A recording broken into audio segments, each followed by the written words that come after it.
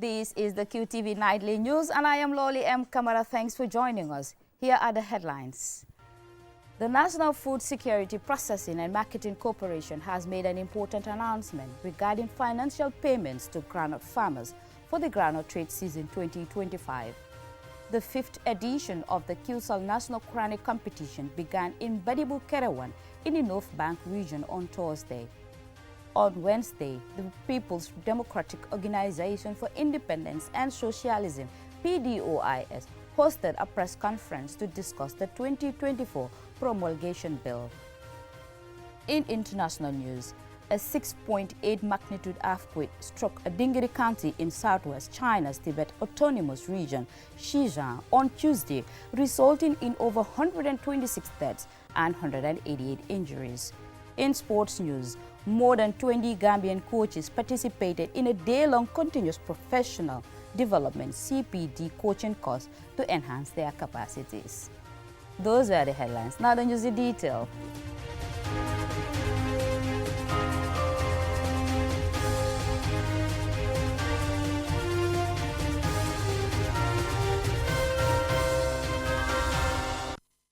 The National Food Security Processing and Marketing Corporation has made an important announcement regarding financial payments to groundnut farmers for this year.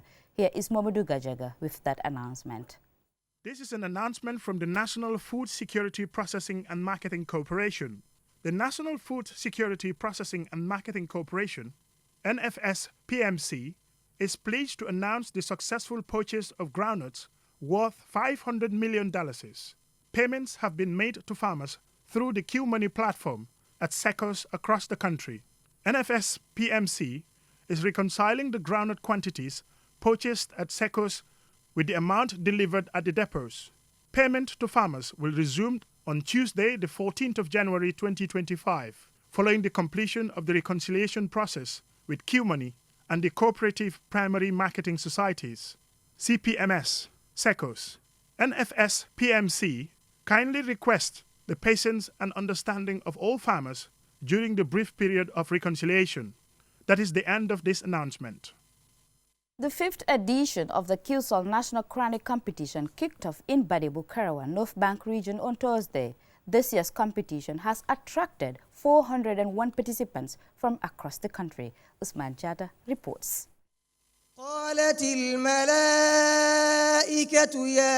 QCell National Quranic Competition team bids farewell ahead of the month-long competition. خالدين فيها وأزواج مطهرة ورضوان من الله. The National Quranic Competition provides a platform for youth to showcase their dedication and hard work in memorizing the Holy Quran, while inspiring others to engage in religious study and reflection. Imam Usman Jah, coordinator of the QCell National Quranic Competition, expands on the structure of the latest edition of the competition. The team is about to leave to the 7 regions of the Gambia. During their stay, the judges will listen to 401 competitors from 3 branches of the Holy Quran, full, half, and a quarter of the Holy Quran. The team consists of staff from QCell, Qtv, and you see we cannot separate between Qtv from Q Group, and also the 3 judges and the supervisor, that is Sheikh Ibrahim Hassan Cham. This year will be somehow difficult, definitely. They will spend more time than before, because we are going to meet, as I said, 401 competitors from all regions. The results of this competition, that is the winners of the 3 from the 3 branches, will do the final competition in Ramadan, bi-iznillahi ta'ala. الذي خلقك من تراب ثم من.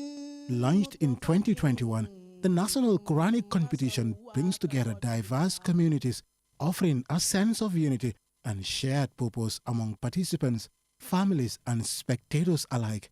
a panel of prominent judges will examine the contestants. Chief Judge of the QCell National Quranic Competition, Mohammed Nasir Cham, emphasized the importance of embarking on such a rewarding mission. ñu ngi dem ci liggéey boo xamante ni bu important la bu am solo la ci dundi doomu aadama muy liggéeyal alquran. We are embarking on a very crucial mission to work for the Holy Quran. Thus, we renew our intentions because it is a journey of rewards. We are very excited to tour the country with QTV to excite Gambians with the beauty of the recitation of the Holy Quran. Imam Jah further commended the dedication of the QTV and QCell team in empowering the Holy Quran. I know that the QTV team also is very high, and I think all of them are happy definitely to start the job, and I think Allah subhanahu wa ta'ala will be with them to make everything easy. The QCell National Quranic Competition will continue throughout the coming days and weeks, with each region's top scorers advancing to the final rounds. The competition will conclude with an award ceremony honoring the best performers in various categories in a grand event to be held at QCity during the holy month of Ramadan. This competition not only highlights the beauty of Quranic recitation, but also plays a pivotal role in preserving Islamic traditions and ensuring the continued importance of Quranic teachings for future generations. Osman Chata, reporting for QTV News. On Wednesday, the People's Democratic Organization for Independence and Socialism, PDOIS, hosted a press conference to discuss the 2024 promulgation bill, which was recently presented to the National Assembly. Mamna Buka was there, and this is her report. For the Republic of the Gambia, 2016 was the start of a well-anticipated transition into democratic governance after a 22-year authoritarian rule under the leadership of ex-President Jammeh. Now, some 10 years later, the country is at a crossroads as it seeks to craft the fundamental instrument needed to govern it, a constitution that is fit for purpose and serves the interest of the Gambian people. After rejecting the 2020 draft constitution, a new bill was proposed in 2024. This promulgation bill seeks to repeal the 1997 constitution. In this light, DOI utilized this press conference as part of efforts to entice the citizenry and emphasize that being allowed a debate over the contents of the proposed constitution is not only urgent, but necessary for the survival of this nation. Halifa Saleh is the Secretary General of DOI. No term limit existed in 1970. That's why the first president stayed here for almost 30 years. No term limit exists in the 1997 constitution. That is why the last president stayed for 22 years. And it was only by galvanizing the Gambian people that we were able to bring about the change, to give the country a new start, and ensure that a transition would be nurtured that will prepare the Gambian people for a new political dispensation where power will truly emanate from their consent. The role of the executive in building a country's constitution, as noted in the press briefing, ends with presenting the proposal. The real power of implementation now lies in the hands of the lawmakers, who are essentially the National Assembly members elected and put into power by Gambians. The DOI Secretary General expressed concern that the 2024 promulgation bill might suffer the same fate as the draft 2020 bill, which was rejected before a national debate could be held. This, he noted, would deny Gambian citizens the opportunity to fully examine and engage with its provisions, content, and underlying principles. Halifa Saleh stands firm on the necessity for the bill to move past the second reading. The legislators have the power to allow the bill to pass the second reading and go to the committee stage. When it goes to the committee stage, their duty is to consult the Gambian people. They should have public hearing in and outside the National Assembly, from Katong to Koina, to listen what the people have to say about each of those provisions that the executive proposes. If it is rejected by a few who made it impossible to have three-quarter majority, the population will know. 2026 is not far away. If the population truly are convinced that they want a constitution that is fit for purpose. And they know the content they want in that constitution. They know how they want to be governed. Then they will deal with anybody who does not want to give them a constitution that is fit for purpose. Sala emphasized the importance of capitalizing on the opportunity that a national debate could offer.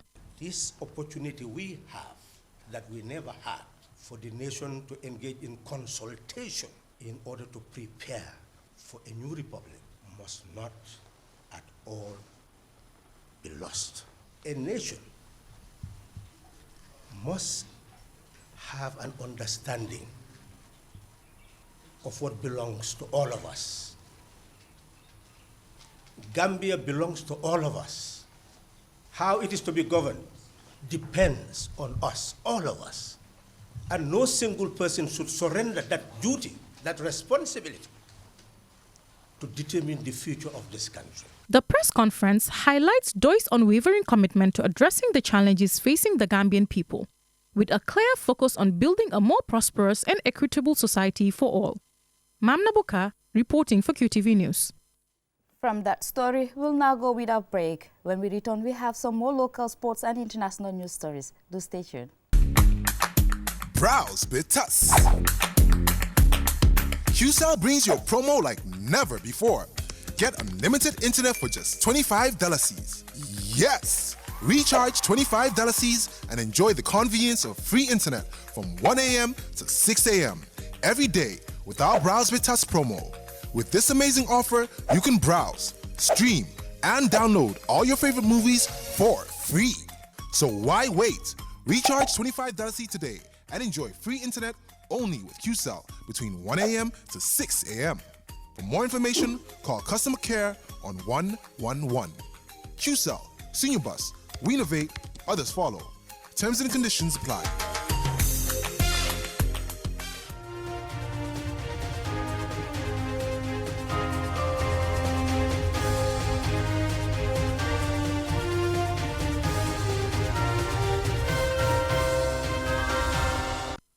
Welcome back, and this is QTV News, and I am Lolly M. Camara. For 2 years, the dilapidated state of the Bundul Road had caused significant challenges for residents, including delays, increased vehicle maintenance costs, as well as hindering economic activities. I visited the area, or the renewed reconstruction highway, and engaged the area's NAM residents and road users. This is the current state of the Bundum Highway, a highway that has been a no-go way for many residents and its catchment areas. But today, that is a thing of the past for the residents. Ali Undong, a resident of Bundum, has expressed gratitude to all the stakeholders who played a role in making this important development a reality for the community. Alhamdulillah Rabbil Alamin, Alhamdulillah Rabbil Alamin. All praises be to Allah, who in His mercy has made it possible for us to witness this day. I want to extend my sincere gratitude to His Excellency, President Adama Barrow, the National Assembly member for Bundung Kakunda Ward, and the National Roads Authority for their tireless efforts. There were many discussions and concerns at the beginning, but thanks to Allah, all of that is now behind us. This is a significant improvement for us as it ensures the safety of our lives and property. The road has made travel much easier and faster. What used to take up to 30 minutes to navigate is now a smooth and swift journey. There is no more traffic congestion. Mr. Ndong has some important advice for road users. My advice to drivers is to take it easy and drive cautiously, as this road is situated in the heart of the town. It connects 3 major areas, Serekunda, Bundung, and Latrikunda, each of which relies on this road. Therefore, it is crucial that drivers exercise care and attention. Additionally, I would suggest that the National Roads Authority consider installing speed bumps at strategic locations to help reduce speeding. Here is Basiru Sise, a taxi driver who frequently plies the Bundung Highway. We are extremely happy with the reconstruction of this highway because it has made our work much easier. Before, the journey from here to Serekunda could involve up to 2 breakdowns along the way. It was also difficult to find customers due to the poor road conditions. But now, as you can see, I look much cleaner, and so does my car.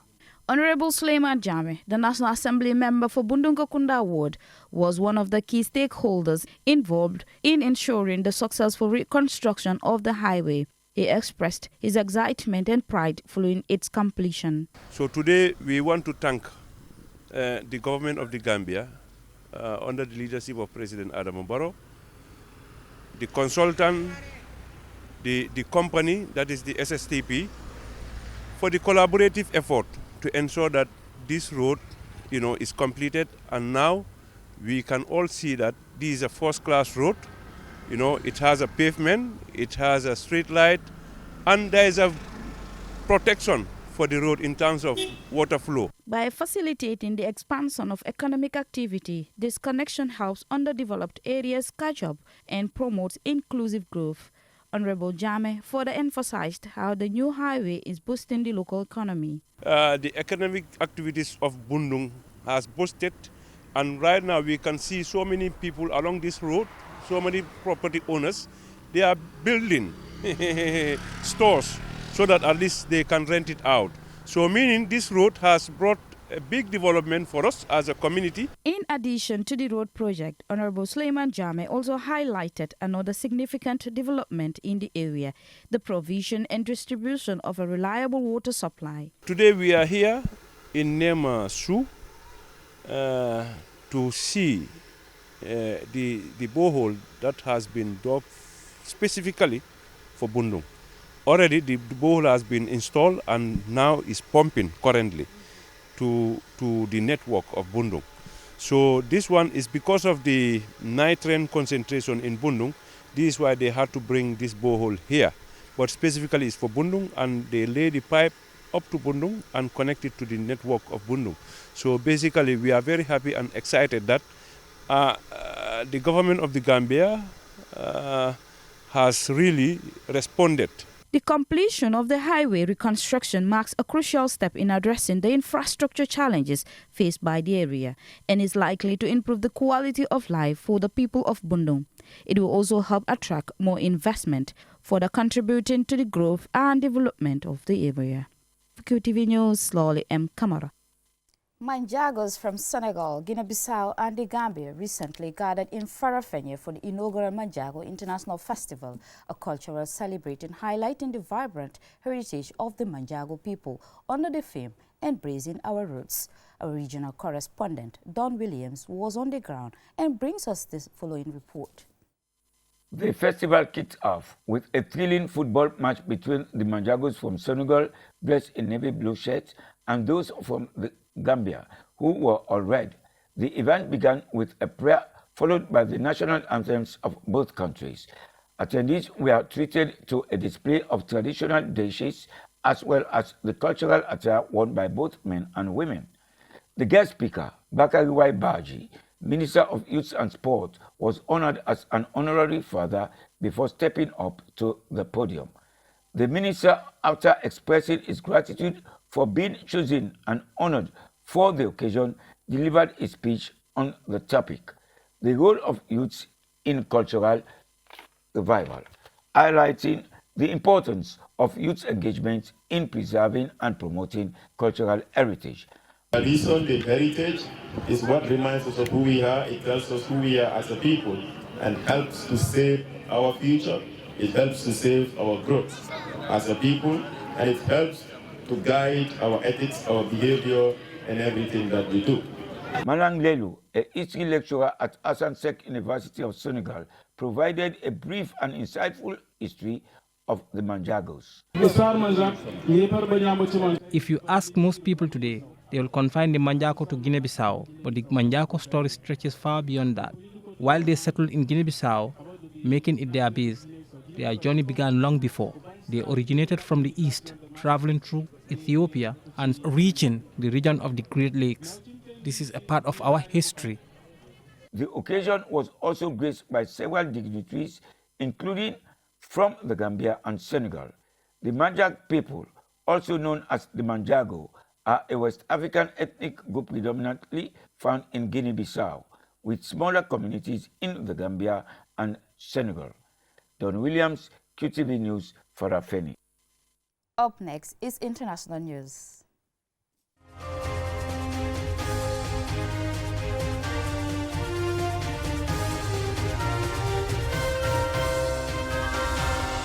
A 6.8 magnitude earthquake struck Dingri County in southwest China's Tibet Autonomous Region, Xinjiang, on Tuesday, resulting in over 126 deaths and 188 injuries. Rescue efforts are currently underway, along with the resettlement of victims and post-disaster reconstruction to support those affected. More in this report by CGTN. Changsuo Township was one of the three most affected areas by the earthquake. Tonglai Village, which is in a township, has a population of nearly 500. Some houses here completely collapsed, while others were severely damaged, and 9 people lost their lives in this community. We knew how severe the situation was because people's houses collapsed. There was dust everywhere. We helped the trapped people out of the debris and worked with the township government. We arranged ambulances to send those injured to receive medical treatment. The township government sent relief supplies, including tents, quilts, stoves, and warm clothing to affected areas. Rescue workers also helped to build temporary shelters. Temporary shelters are important for locals after earthquake, and these rescue workers have been helping villagers for 2 days since the earthquake struck the village, and so far they've built more than 90 temporary shelters for locals. Pasan Droma lived alone in Tonglai Village. She was in another county when the earthquake struck her hometown.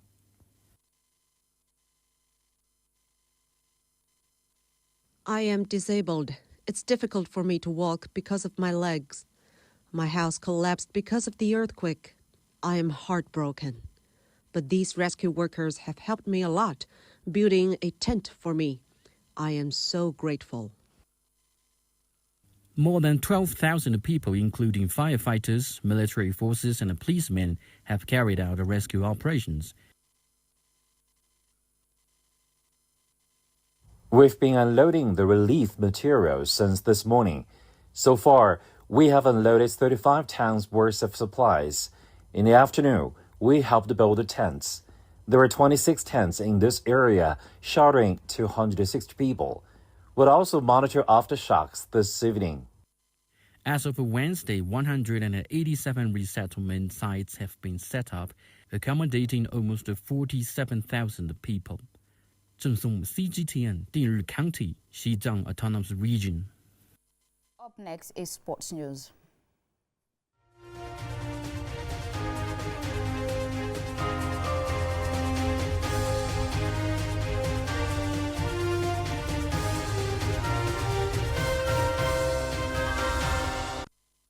More than 20 Gambian coaches participated in a day-long continuous professional development CPD coaching course to enhance their capacity. The training is by Unique Global Football Club in partnership with Elite Coaching Academy.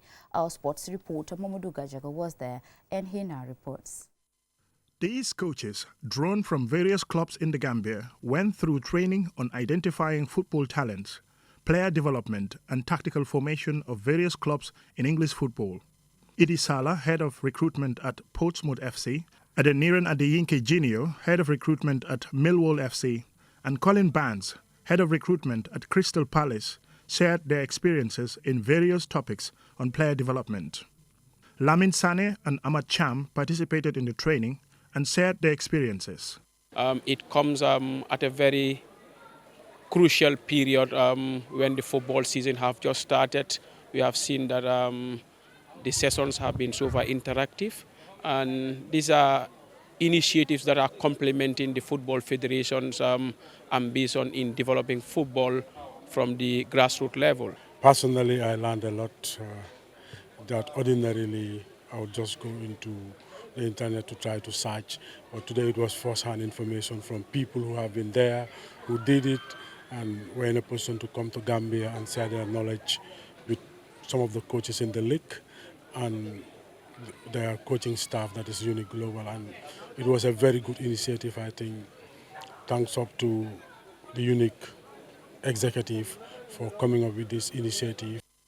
Building the capacity of coaches in an ever-evolving football industry is seen as a catalyst to develop the game in the Gambia. Coaches train players from very early on until they become professionals at elite level. Unique Global FC are prioritizing coaches' development for the future of the game. Papa Yusuf Njai is the president of the club. So I think what I take from this event is that, yes, we don't have the resources that they do, but clearly with structure in terms of how we do things, investment in infrastructure, and of course coaching, training, which is what is happening as we speak. So I think a mixture of infrastructure, coaching, and good sports policies. The Gambia is a country blessed with young talented footballers. However, talent alone isn't enough unless it is harnessed and developed. Coaches shoulder the responsibility of helping players progress to reach their full potential. Mamudu Gajaga, Qtv News. That's all we have for you in this news bulletin. Join us again tomorrow for more news. Thank you for watching.